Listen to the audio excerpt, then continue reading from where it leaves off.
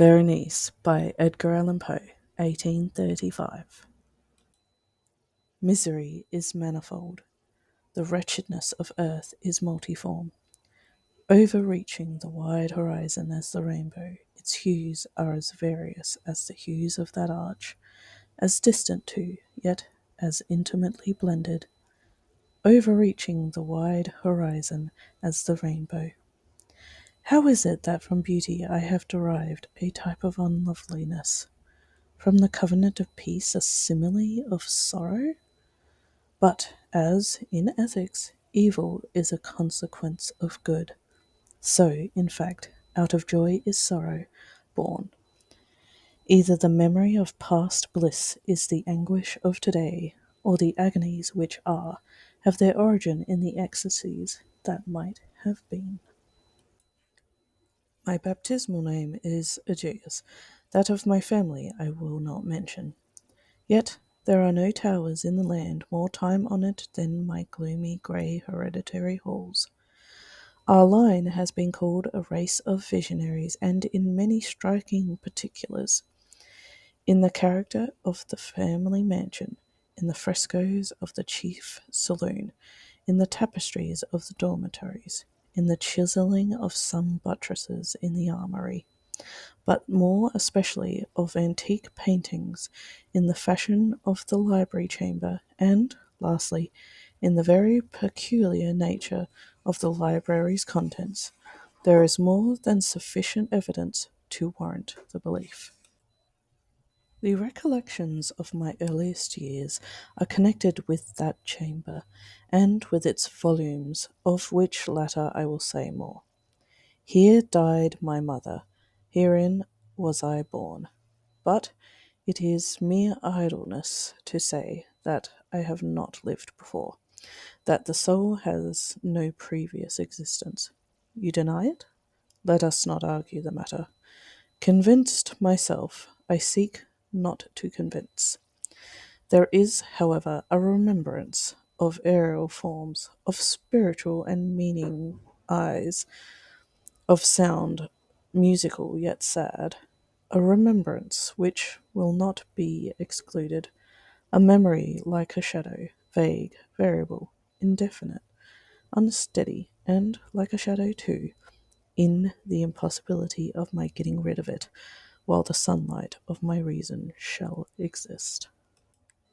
In that chamber was I born, thus awaking from the long night of what seemed, but was not, non-entity, at once into the very regions of fairyland, into a palace of imagination, into the wild dominions of monastic thought and erudition. It is not singular that I gazed round me with a startled and ardent eye, that I loitered away my boyhood in books and dissipated my youth in reverie. But it is singular that my years rolled away, and the noon of manhood found me still in the mansions of my fathers. It is wonderful that stagnation there fell upon me, the springs of my life. Wonderful how total an inversion took place in the character of my commonest thought. The realities of the world affected me as visions, and as visions only, while the wild ideas of the land of dreams became in turn not the material of my everyday existence, but in very deed that existence utterly and solely in itself. Berenice and I were cousins, and we grew up together in my paternal halls, yet differently we grew. I, ill of health and buried in gloom, she, agile, graceful, and overflowing with energy. Hers the ramble on the hillside, mine the studies of the cloister. I, living within my own heart, and addicted, body and soul, to the most intense and painful meditation. She, roaming carelessly through life with no thought of the shadows in her path, or the silent flight of the raven-winged hours. Berenice! I call upon her name. Berenice! And from the grey ruins of memory, a thousand tumultuous recollections are startled at the sound. Ah! vividly is her image before me now, as in the early days of her light-heartedness and joy. Oh, gorgeous yet fantastic beauty! Oh, sylph amid the shrubberies of Arnheim! Oh, naiad among its fountains! And then, all is mystery and terror, and a tale which should not be told.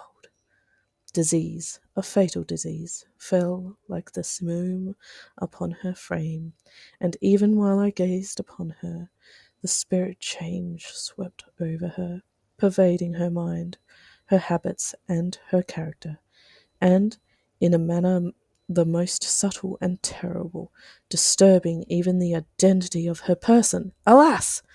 The destroyer came and went, and the victim, where was she? I knew her not, or knew her no longer as Berenice. Among the numerous train of maladies superinduced by that fatal and primary one, which effected a revolution of so horrible a kind in the moral and physical being of my cousin, may be mentioned as the most distressing and obstinate in its nature, a species of epilepsy not unfrequently terminated in trance itself, trance very nearly resembling positive dissolution, and from which her manner of recovery was, in most instances, startlingly abrupt.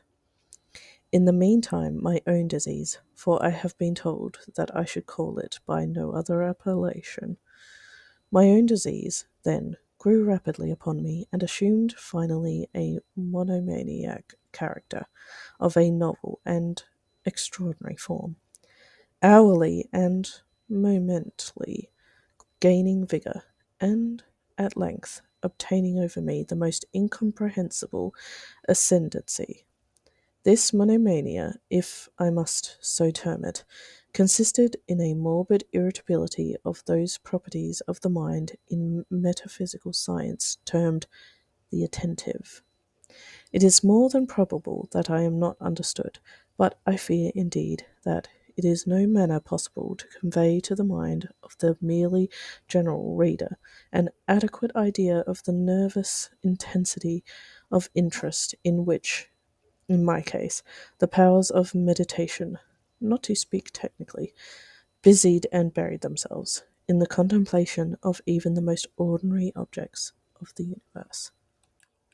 To muse for long unwearied hours with my attention riveted to some frivolous device on the margin, or in the topography of a book, to become absorbed for the better part of a summer's day in a quaint shadow falling aslant upon the tapestry, or upon the door, to lose myself for an entire night in watching the steady flame of a lamp, or the embers of a fire, to dream away whole days over the perfume of a flower, to repeat monotonously some common word until the sound, by dint of frequent repetition, ceased to convey any idea whatever to the mind, to lose all sense of motion or physical existence by means of absolute bodily quiescence, long and obstinately persevered in.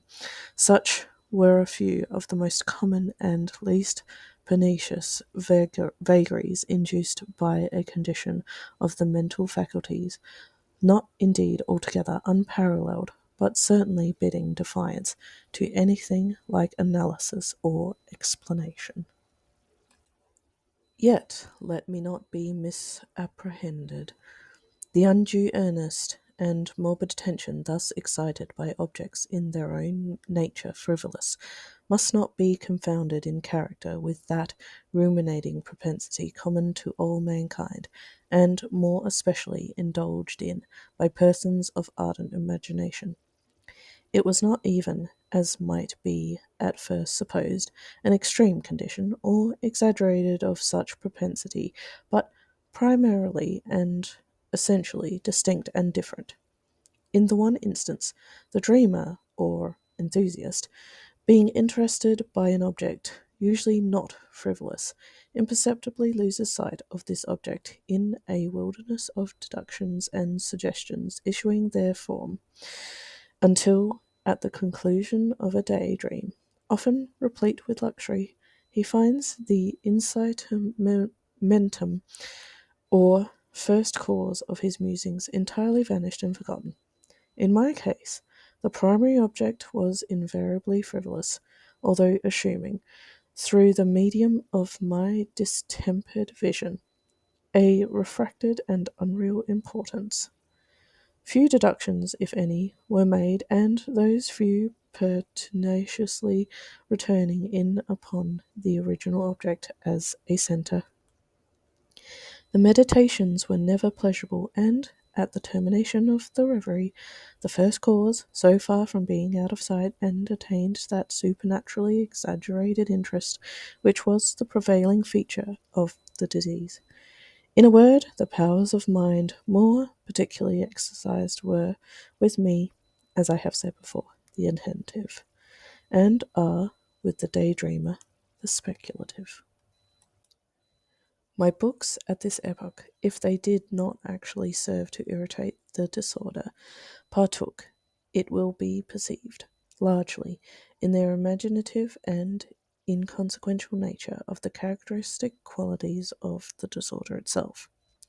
I well remember, among others, the treatise of the noble Italian Silas Secundus Curio, De Amplitudine Beauty Regni Dei, St. Augustine's great work, The City of God, and Tertullian de Carne Christi, in which the paradoxical sentence, Mortis est de filius, credibil est qui ineptum est, et sepultus resurrexit, certum est quae impossibil est, occupied my undivided time for many weeks of laborious and fruitless investigation. Thus it will appear that, shaken from its balance only by trivial things, my reason bore resemblance to that ocean crag spoken of by Ptolemy Hephaestion, which steadily resisted the attacks of human violence, and the fiercer fury of the waters and the winds, trembled only to the touch of the flower called asphodel.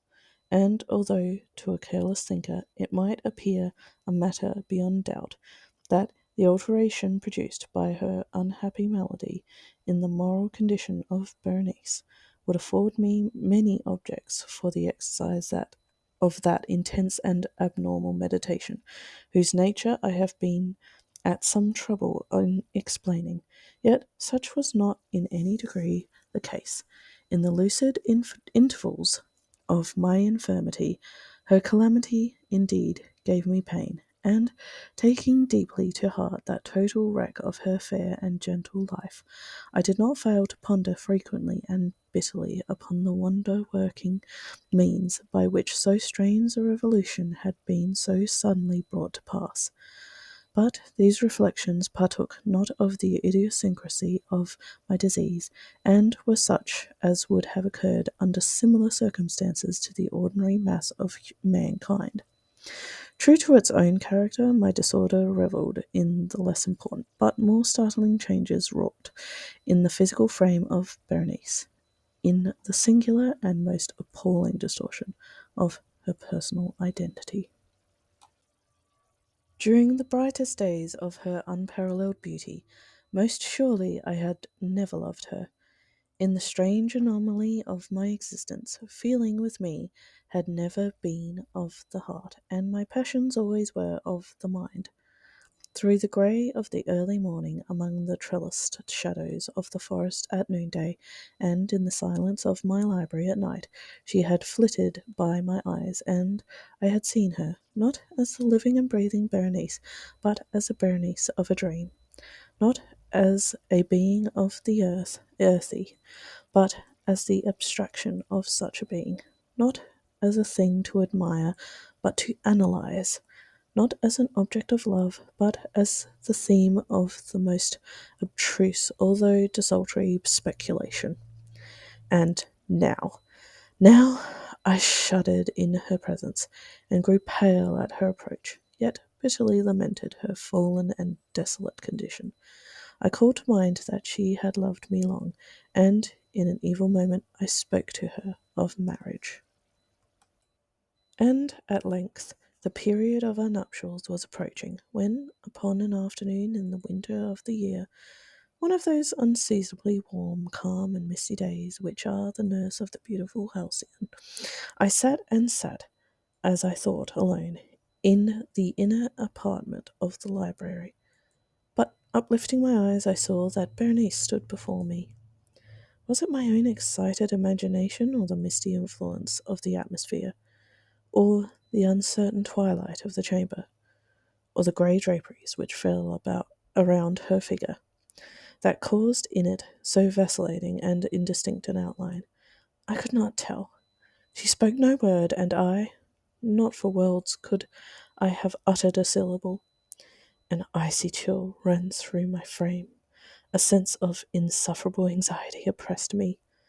A consuming curiosity pervaded my soul, and, sinking back upon the chair, I remained for some time breathless and motionless, with my eyes riveted upon her person. Alas! Its emaciation was excessive, and not one vestige of the former being lurked in any single line of the contour. My burning glances at length fell upon the face. The forehead was high and very pale, and singularly placid, and the once jetty hair fell partially over it, and overshadowed the hollow temples with innumerable ringlets, now of a vivid yellow, and jarringly discordantly, in their fantastic character, with the reigning melancholy of the countenance. The eyes were lifeless and lustreless, and seemingly pupilless, and I shrank involuntarily from their glassy stare to the contemplation of the thin and shrunken lips. They parted, and, in a smile of peculiar meaning, the teeth of the changed Berenice disclosed themselves slowly to my view. Would to God that I had never beheld them, or that, having done so, I had died. The shutting of a door disturbed me, and, looking up, I found that my cousin had departed from the chamber, but from the disordered chamber of my brain had not, alas, departed, and would not be driven away, the white and ghastly spectrum of the teeth. Not a speck on their surface, not a shade on their enamel, not an indenture in their edges. But what that period of her smile had sufficed to brand in upon my memory, I saw them now even more unequivocally than I beheld them then. The teeth! The teeth! They were here and there and everywhere, and visibly and palpably before me, long, narrow, and excessively white, with the pale lips writhing around them, as in the very moment of their first terrible development. Then came the full fury of my monomania, and I struggled in vain against its strange and irresistible influence. In the multiplied objects of the external world, I had no thoughts but for the teeth. For those I longed with a frenzied desire. All other matters and all different interests became absorbed in their single contemplation. They alone were present to the mental eye, and they, in their sole individuality, became the essence of my mental life. I held them in every light. I turned them in every attitude. I surveyed their characteristics. I dwelt upon their peculiarities. I pondered upon their conformation. I mused upon the alteration in their nature. I shuddered as I assigned to them in imagination a sensitive and sentient power, and even, when unassisted by the lips, a capability of moral expression. Mademoiselle, as it has been well said, culture s'espace éteinte des sentiments, and of Berenice I more seriously believed. Que toutes ces dents etiens des idées, des ideas. Ah, there was the idiotic thought that destroyed me. Des ideas. Ah, therefore I was that I coveted them so madly. I felt that their possession could alone ever restore me to peace in giving me back to reason.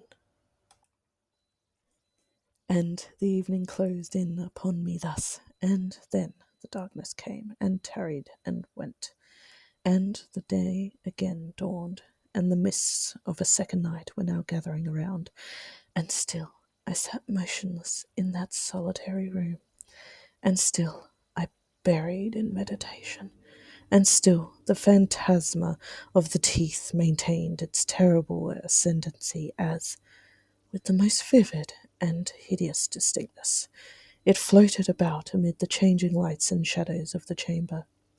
At length there broke in upon my dreams a cry as of horror and dismay, and thereunto, after a pause, succeeded the sound of troubled voices, intermingled with many low moanings of sorrow or of pain.